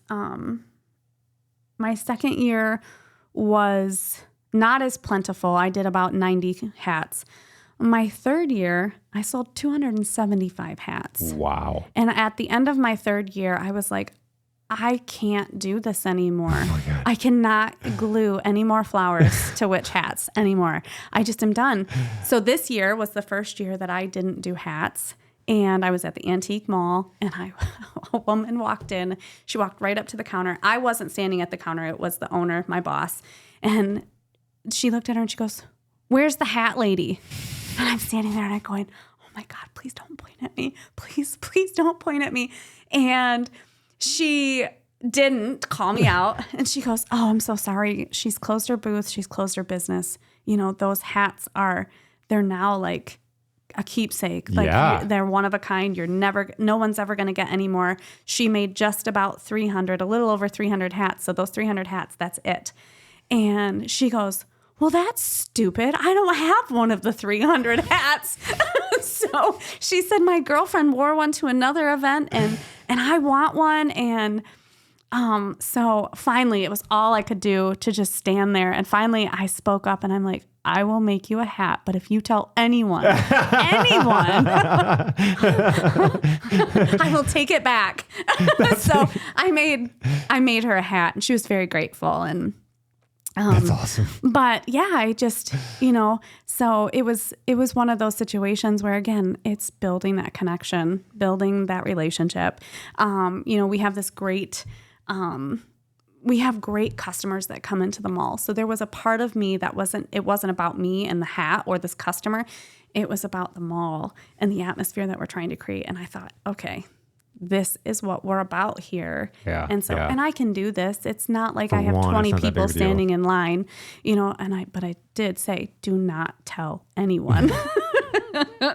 So, but you know, just one of those stories. So it's really cool though, because I think we talked about earlier, you know, get the resources that are out there. Like, don't build the wrong business because you're doing all these things and you're just, you know, you get there and you build this thing and you realize you put the ladder to you built the wrong thing. You built the wrong building. you right? missed You're a not happy few with rungs any on of the it. ladder. Yeah. And right? I know Kevin, you know, he's passionate about what he does because he built an IT business that was super successful. Kevin is, I don't know about you, but when I talk to Kevin, I walk away and feel like my life has changed. Yeah, and it can be a yes. 10-minute conversation with Yes. him, but he just has that charisma about him and the ability to really, I don't know, just really put things in perspective in a really good way. Yes. Yeah, I really love that about Kevin. Yeah, agreed. And it's been a huge impact for me to kind of finish off the long testimonial is that I'm now, I've struggled for a long time. This was the worst year and a half of my business because I like I said, the money was struggling over here and I was really struggling with my vision of what I want to do. In the meantime, I have this podcast over here and I really love doing this. And I love my individual coaching and there's all these pieces that I love to do, but I'm like, they're all separated. Like the podcast is over here. It's not even part of my business. It's like Kevin has really helped me unite everything and realize the whole platform that I'm doing and what I'm doing, like getting that crystal clarity. But then, so like I've been lucky enough, he reached out to me last year and we've done our own L10 meetings, me and him one-on-one for since last December. So it's been almost a year. And so doing that work with him has been like game changing, but then it's been a whole other element getting in the program. That's how I knew Growing about the a brilliant program. business. He's like, I'm doing this thing through the hub. You should put an application in. And so I did. And going through growing a brilliant business, it's outside of the work having that community and having the community of people that are just as passionate about their business as I am mine. And there's that growth. And as you're talking stuff out, they have feedback. And I shared this story a couple of times on Coffee and Grit, but just even getting my core values down, you know, one of my core values is eat faces. We talked about you in our staff meeting at the chamber, and I love that. Yeah. I think it's great. I love it so much. So like getting that feedback from the group, right? And a lot of people would look at this as like, oh, that's like, you know, It's awful. that's That sounds Like, awful. Why are you eating faces, Jason? So I'm telling the story of why, like how Eat Faces came about and all that good stuff. And then we stopped and we got feedback. And one of the people in the group was like, that's great, Jason. And I could tell she really didn't want to give me the feedback, but she was like, you know, compelled to help me out, which is awesome. Which is what I love about the group is it's so vulnerable. She like felt very uncomfortable. And we had a conversation about this since she felt very uncomfortable giving me that feedback because how do you tell somebody that, hey, I think your core value sucks. Right? It goes back to crucial conversations. It goes back to crucial conversations. And so she was like, that's great, Jason. I know you and I really like you and I'm engaged by you. But if I had heard that beforehand, I wouldn't want to work with you or like steer me in a direction that have these assumptions about you. And I hear the story, but if I just heard Eat Faces, it'd repel me is basically what she said. And then she said, and I can't imagine that a lot of women like working with you or that would attract. She's like, I feel like women, she's like, I feel like you'd offend or make women feel uncomfortable by saying Eat Faces. And so I was like, thank you for that feedback. I know how uncomfortable that is. I appreciate that. And what it comes down to is you're not my client. That's and she was like trying to explain herself. I'm like, no, like I'm not offended in any way. You know, like that to me is like good core value should either attract or repel. Somebody's like, hell yeah. Like Cody's like Eat Faces. Like he has it up on his wall. Kevin called me and was like, I don't know if you know this, but on my bathroom mirror, I have Eat Faces written on the mirror. And he's like, and I've got to do something difficult. So it's attracting the right demographic of people for you that really that are really passionate about what they do and why they want to work with you. So it's repelling someone that maybe, and no offense, but it might be a waste of your time. Yeah. And that's exactly it. And so I think as business owners, we want to please everybody. We don't want to throw, and I just talked to somebody the other day in a really good conversation, and she was attracted to me because of this message that I'm putting out there.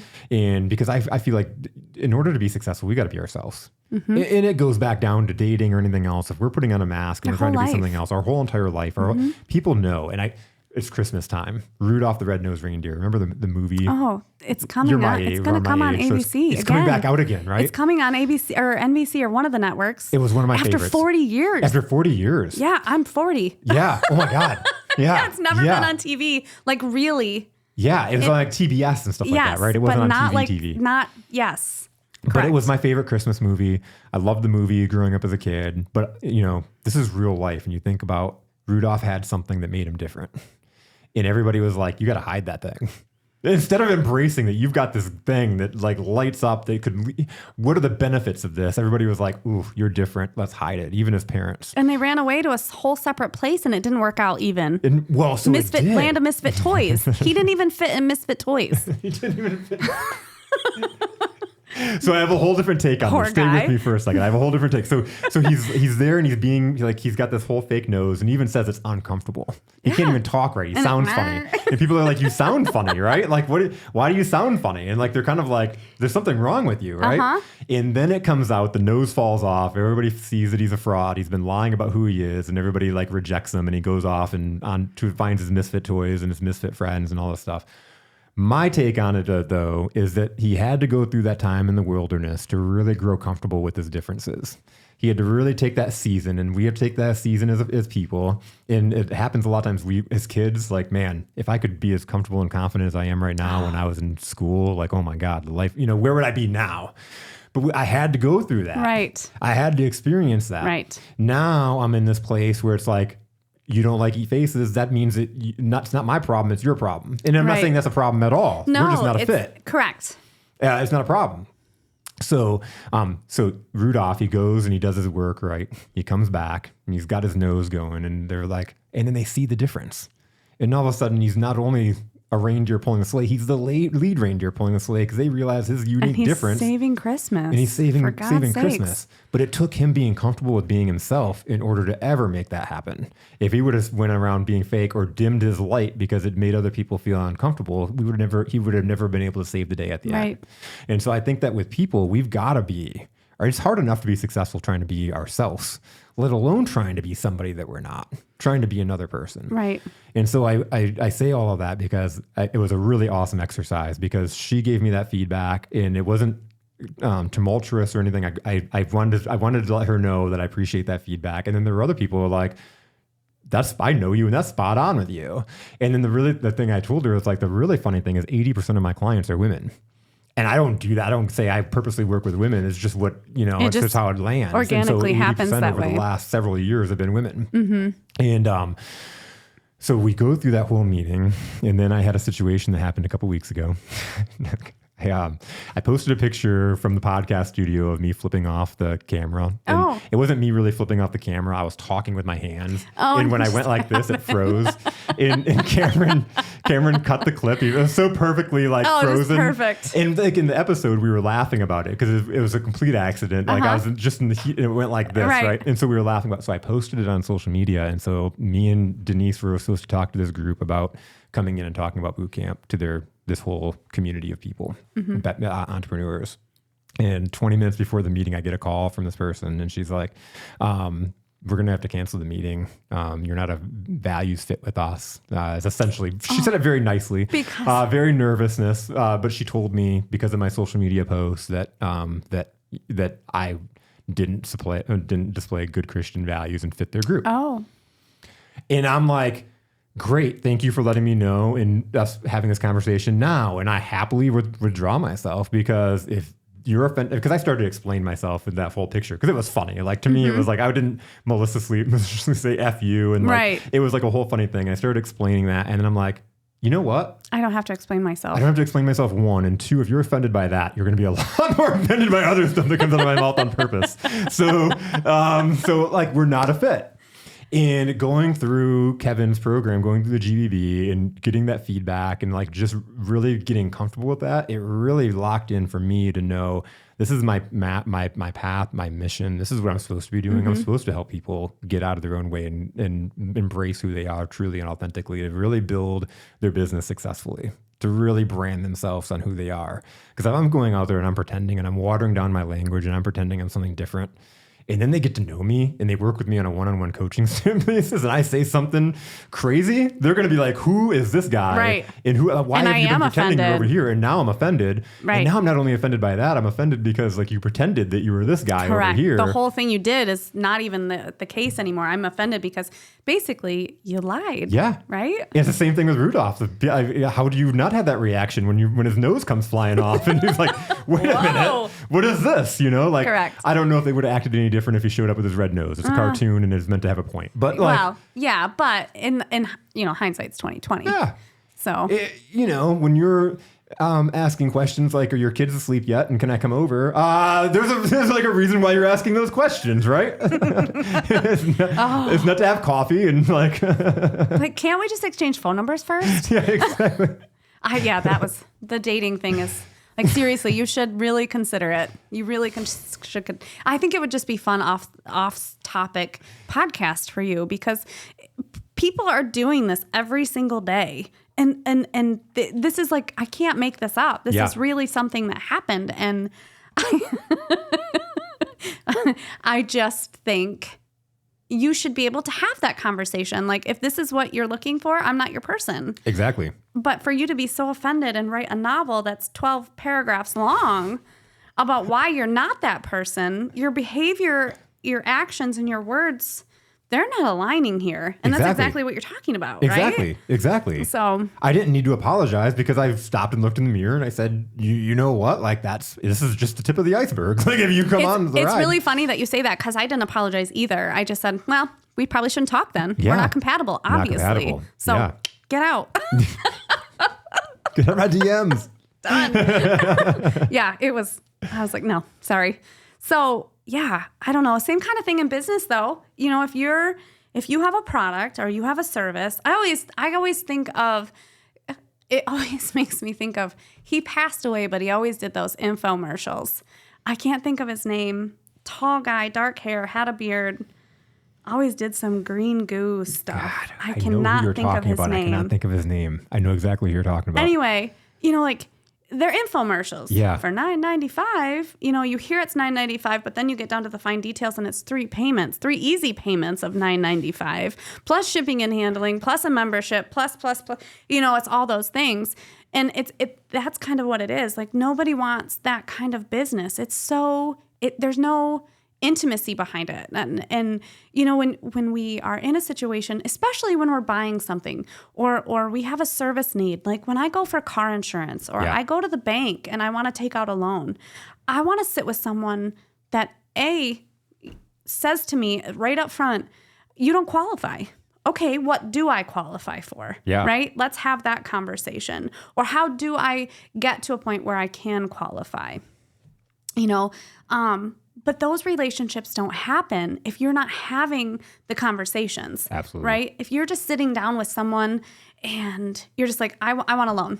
But there's no personal connection there. But if you've met someone at a networking event and you've had a conversation with them, and then a few weeks down the road, something comes up and you want a loan for a car, and you say, hey, I met this person at this networking event, I'm going to get their card out and call them. And you call them. Now you can sit down and you can have that conversation. And maybe you can even say, my credit's not that great, but I really am in need of this. What do I have to do? Or how can we get to a place where I can be financed? Those are the interactions that we're looking for. And I think, the guy with the green stuff, he wasn't having those personal connections. Yeah, he sold a lot of green goo. Absolutely. Right? Can you sell stuff doing it the wrong way? Absolutely. Yeah. 5,000% people do it all day. But are you getting return customers? That's exactly it. Are you building a great business? Are you building a legacy? Are you looking back? Are you looking forward to that legacy you want to leave and building it today so that tomorrow when you leave, You've built this great thing. I always think about too, not just my legacy, but if I still owned a business and I wanted to pass it down to my kids, you don't want to pass it down and have a ruin for them to rebuild, right? Yes. You want them to come in with this great foundation and you want them to build it even more because it's the next generation. And you can't do that if you don't use your resources, use your team, and build something, in Kevin's words, brilliant, So I think there's a lot of businesses out there could really benefit from knowing where to get the resources and then utilizing those resources. And we have this great resource that people are not tapping into. And all it takes is a phone call, an email, a conversation back and forth like this, where you say, hey, I'm in this and you should apply for it. Or they run into me somewhere, or even from this podcast, it's there for them. To kind of wrap it up, where do what kind of people could apply? What are the qualifications? So there's 4 qualifications. I will get them wrong. COVID impacted is one of them. Geography, economically, or like women owned, veteran owned. Those are all qualifiers. If you visit mismallbusiness.org and you scroll down about halfway to the page, it lists all 4, and then you can click on those. If you click on the geography one, it will show you where on the map you would fall to qualify. And if you're within that, it's a qualifier.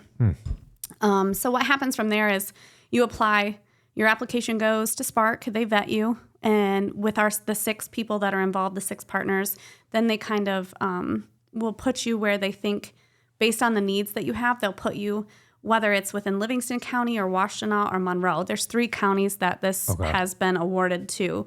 They'll put you with the right partner. If it's something you've heard about growing a brilliant business here or your objection boot camp, they can always make that request if they want those, and they'll send you my way or the business my way. But then I reach out once I get the application back that says that they've been awarded. I reach out, I set up an appointment to talk about their needs, what they're looking for, what they're looking to gain. I show them the co-working space at the Livingston Business Hub. Which is really nice. It's a really nice space there. It's so nice. And we have, I don't know if you've been in, but we have all of our furniture now. I thought I was there last Tuesday. Oh, yeah. All of our furniture's in. In fact, today, before I came here, I was hanging pictures on the wall. We are moving in. Awesome. That's so awesome. Yeah, I walked in last time. I'm like, oh, there's cubicles. Yeah, it's super nice. We have a few offices that are for rent. So if you are a small business at home and you want to get into like a low overhead brick and mortar kind of like office space. We have 2 of those available December 1. But anyway, so I bring you in and then I set up an appointment with Kevin or you, depending on who the programmer is. And then we just go from there. Kevin sits down and talks to you about your objectives. He talks to you about your business, what you're looking for, and he will let you know, or he'll let me know that, you're not a fit for his programs. And then we'll put you out to if we need to, one of the other 5 partners, or like the one business came in and she doesn't really fit in with any of Kevin's programming. She's the one that's looking for like a retail mentor. So now I have this task of trying to find someone that wants to mentor her. So I'm hoping that maybe someone in retail is listening and will reach out to me and say, I'd be happy to meet with her and see if it's a fit. What kind of retail? She hasn't opened yet, but it's like boutique, boho-y. She does some like crystals and rocks and that kind of thing, but very boho, very earthy. Some boutique items. So she's just looking for someone to help her. Her space is getting renovated. She's looking to open spring of next year. But right now she's just kind of building all of those things that you need to build. She's getting all of her wholesale marketer or retailers updated and ready to go. And so that's kind of where she's at. But she is looking. There's other things that she's looking to have just a mentor for. So I'm in the process of trying to help with that. We have this wonderful, I spoke earlier about the young lady that was looking for crowdfunding for her product. We met with Lake Trust. They do some micro loans. They help with scaling, and they have great resources as well. So maybe if one of our partners don't have those resources, I might have a connection with someone that's looking for something. But until until we have that conversation, or until you reach out and say, hey, I heard about this, this, and this. I don't know what your needs are. And that's the other thing too about small businesses is they all have unique needs. Yeah. And if you're not having those conversations, you're not going to know about the resources that are out there, because it's not going to come up in conversation. Everyone just thinks you're hunky-dory and things are going well, when we all know that there's trials and tribulations and struggles and victories and all of the things that go along with, blood, sweat, and tears in a business. If you're not having the conversation, if you're not telling people, this is what I'm looking for, you don't have to tell people you're struggling. There's a way to talk about it in a form that doesn't look like you're failing or you're struggling or you've missed the mark or whatever negative you want. But it's a positive of, I'm really interested in learning about this. Or I have this great leader on my team and I really want to get her some more resources or him some more resources to grow what they're already good at. Or I've dabbled with AI, but I'm really not sure how it works. Those are the conversations that are going to spark the conversation to get those resources available to you. I'm a brand new business. Where do I go to incorporate my business? Where do I go to talk about zoning? Where do I go to write a business plan, right? All things, when I started my business, I had no idea. I opened a bar with no business plan, none at all. And Kevin and I have had this conversation about my bar, and the thing that we struggled with is we were a tiny bar. We had a capacity of 89 people. The one thing that we did have was we had roasted chicken, and you could not get roasted chicken for miles. And people would come for chicken dinner on Friday and Saturday nights, and it was like the big thing that we had. So we drew people in on that. And then I can remember sitting with my partner at the time and saying, we got them here. How do we reinvent it so that they keep coming? We don't want them just coming for the chicken. Yeah. Right? We want to get it to a point so that we're open on Monday and Tuesday. Yeah. We want to be open 7 days a week, right? So how do we get there? How do we reinvent? How do we continue meeting the needs of the crowd that's coming in? How do we change the demographic of the crowd? Because I'll tell you, the crowd we had was tough. I kept a wooden baseball bat behind the bar for a long time. So how do we change that? How do you write the story to change that, right? So those are all things. If you're not having those conversations, there aren't people that are going to step up and say, we were there. I was there in my business. Absolutely. And sometimes it's not about having the same business. You can have two different types of business, two different industries, and you can have similar stories or similar issues, and you can still bounce those back and forth from each other, and you can learn from each other. And, it goes back again to building that village and trusting that village and understanding that everybody can have a piece of that pie and everybody can benefit. And, if there's an event, everybody can take that event and build it so that they keep coming and it grows bigger and everybody's getting business and everybody's flourishing and everybody is, it's just a collaboration and a team effort, I think. And it also goes back to not just the business itself being successful. Your staff is successful. Your patrons coming in, they're successful. They came in, they bought something, they're happy with it, they're going home. Yeah. It might be going in their closet or on their wall, or it might be part of a service product on their car insurance, but they're going home happy. And now they're talking about it. Your community's evolving, it's growing. People want to come, they want to have a feeling. They want an experience that provokes a feeling. And until we get on the same page of that, because that's our human nature. We're all built the same. We're all built to want human connection. And until we get to a point where we take that part of life and we kind of let that trickle out to everything in our lives, you're just not going to be successful. And not that you're not. You can, but you're going to be more successful, and you're going to have good feedback, and you're going to have people that want to return. And you might have the worst French fries, but the atmosphere is great. They want to come. Yep. 5,000%. This has been so awesome. And it's like plugging in and reminding people again of those resources. I was that person when I first started my business. I found out the Brighton Chamber would give you a free space. I was going to join the chamber anyways, because that was a big part of my values. But I was like, when I went there to go join membership, they were like, oh, and you can use the conference room upstairs for free as a member. And I'm like, sold. I'm here every day. And guess what? I built relationships with the chamber people really, really fast because I was there every day. Yeah. I'd bring my clients in. That's something too. We haven't mentioned it. I just want to take a quick moment to just give a little plug to our chambers. The chambers do a lot of work. They do a lot. Yeah. They're constantly working for our businesses. They're constantly working for our community. I mean, we had the Glow here in Brighton just happened. We have Fantasy of Lights coming. There's the Balloon Fest that happens. There's the Polo that happens with the Heartland Chamber. They do a lot. I don't think people that are outside of business realize the chambers do all that stuff. The Balloon Fest, the Glow, the Light Festival. I don't know if they do either. I also don't know if they know that we have networking events that happen. All the chambers do. They have resources on their websites for different... and not just business, it's for community too. We have directories of all our members, so you can reach out to those directories if you're looking for something. That's right there. It's a click away. And I think sometimes they're underutilized. But the one thing I do want to say about the chamber is you're only going to get out of a chamber what you put into it. Yes. So if you're paying your membership dues, that's great. You're helping. Yeah. You're helping to... make that event happen. You're helping with that political summit that they put on. You're helping with that economic forecast that they put on. You're helping with all of that. But if you're not showing up to events, you're not utilizing that benefit that's created for you. That networking event, as a member, you come to that. You make one referral from that, and it's worth your time. Absolutely. So I can just never stress enough. And it's all chambers. I worked in a chamber that was not in Livingston County, and I could never stress this enough.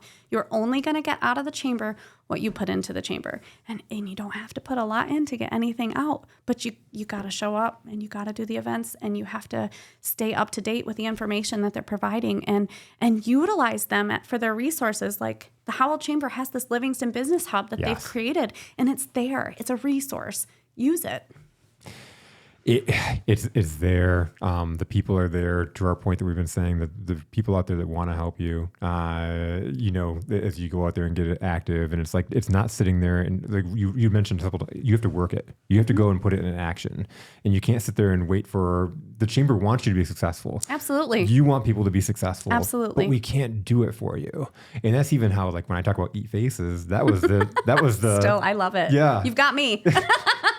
Have you heard the origin story behind that? No. Okay, so it's this. Like, we won Franchisee of the Year. We had a struggling, when I took over this company, there was a struggling retail location. We ended up building it up to be one of the top in our industry. We won Franchisee of the Year. I took my whole leadership team with me out to Chicago. We won Franchisee of the Year, and we were out hanging out, going out to bars in Chicago. The executives with the franchise were buying us all drinks, taking us out. And there were other owners from the franchise, owners of the franchise who were hanging out with us. And we were in this bar, and it was super loud. And I had this guy that was like a woe is me type guy. He was not successful. He was not a successful owner. And he was sitting and telling me about it, like why he wasn't us, right? And it was all the franchise. They told me they were going to make me successful. They told me they were going to pull me in. They were going to show me how to be a great business owner. And the agent, they only care about you if you're hitting numbers. And my people suck. And it was one thing after another. Nothing his fault. It was everybody else. No accountability, right? And I had a couple drinks probably, and also this kind of thing irritates me anyways. It's the whole Eat Faces thing. When people are like, they take no responsibility for what it is. It's everybody else's fault. They were supposed to make me successful. That victim mentality. It makes me crazy. So I was like, dude, I get you. Like, the franchise told our owner they're going to make her successful too. If I would have sat and waited for the franchise to come in like she told me they were going to do, I'd be sitting here just like you saying, man, they told me, and I sat here and I waited. I'm like, the agent, they only care about you. You're right. Verizon only cares about you if you hit numbers. That's their only goal, is to hit numbers. But they don't make it rocket science. They tell you exactly what they want. And I go out and I train my people on how to do that and how to take care of our clients and how to hit those numbers. And guess what? Not only do they give me the support I need, but they give me financial resources they don't give you. I'm like, they don't even know that exists. Right? They're giving me compensation you don't even know exists. Because you haven't hit those marks yet. And that's right, because you haven't put the work in. Because I said at the end of the day, Eric, I'm a fucking face-eating lion. When it comes down to my people eating and me eating or not eating, I'm not sitting and waiting for the franchise to come and bail me out. I'm going to go and make sure that we're eating. And if the franchise comes along and throws some extra steak on top, we're going to eat that too, right? If the agent comes in and throws extra, we're going to eat that too. And we're going to eat very well and we're going to win the awards. But I can't sit here and wait for somebody else to do it. No, and that's true in everything in life, right? Okay, so go back to dating, right? Yeah. You can create a dating profile, right? You can create it. Yep. And people will like your profile. But if you're not engaging, if you're not doing the work, nobody's going to show up in your living room and say, I'm here. I'm perfect. Exactly. You know, it just doesn't work that way. So, and it doesn't matter what part of our life we're talking about. If you're talking about dating, if you're talking about losing weight, if you're talking about your business, if you're talking about getting your kid to go to bed at 8:00, right? If you're not doing the work, nothing's going to come of it. You have to put the work in. People talk about manifestation and if I manifest it, it will happen. If I put it out in the universe, it will happen. It's true. I do believe if you put out positive, you get back positive. But you also have to live that life. Like you have to live your truth. You know, like you can't just sit there, oh, it's going to happen, and then just wait patiently for it. You have to do the work. Yep. Stu had a quote in that chamber thing. It was the end. He had a whole interview, and at the end, they asked him for his favorite quote. And it was, I've never heard this quote before, but it was amazing. And I'm not going to nail it word for word, but it was essentially like, pray to God like your life depends on it. And then when you're done, go to work to put that prayer into action. Oh, that's like huge. It really does. Like there's, anyways, it was like, you have to go back and read it. It's really good. It's along that line of like, pray for it, but then go do what you pray for. Yeah. And that's essentially the same as manifesting, right? You can put out to the universe and you can say, I'm going to do this. I'm going to do all these great things. This is going to happen to me. I'm going to have the house. I'm going to have the kids, the car, the job. You're right. You can, but not if you just sit on the front porch and wait for it to show up, because it just doesn't show up. Nothing in this world is free. And if it is free, there's a clause. Yes. That social media movie. It was like, if you're not paying for it, you are the product. Correct. That's true. You're absolutely right. I mean, I think for sure, if you have to put the work in, and there are resources out there to help you. 5,000%. I'm going to end it with this because you said this and I thought this was really good. And again, looking back at what you want your legacy to be and reverse engineering, I think that is just a great way for everybody to think, what do you want when you're dead, when you're at the funeral and people are saying stuff about you, what do you want them to say about you? Now go and do that work. Right. Because it starts today. Yeah. Build your legacy now. Mm-hmm. Thanks, Jason. My pleasure.